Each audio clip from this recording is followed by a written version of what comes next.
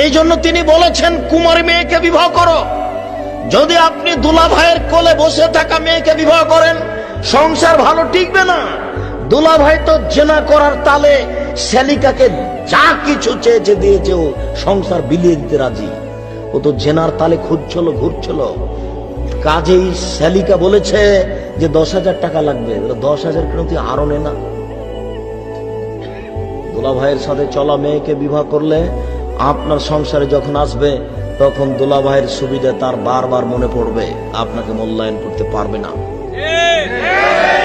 বাপের কাছে দামি জিনিস নেওয়াটা স্মরণে থাকে না। বাপ একটা জিনিস কিনে নিয়ে এসে দিয়েছে, তখন মেয়ে বলছে আব্বু আমি এটা নিব না।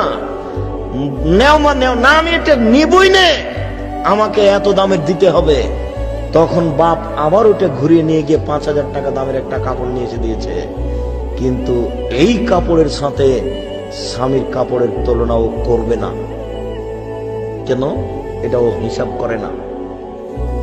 বাপের কাছে জোর করে চেয়েছে, আদায় করে নিয়েছে, এটা তার মাথাতে হিসাব থাকবে না।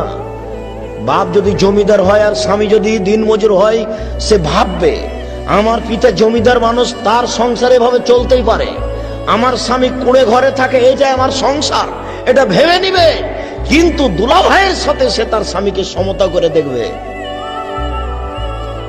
বন্ধুর সাথে চলা মেয়েকে যদি আপনি বিবাহ করেন, তাহলে সে বন্ধুকে আর আপনাকে সমতা করে দেখবে, তখন সংসার টিকবে না।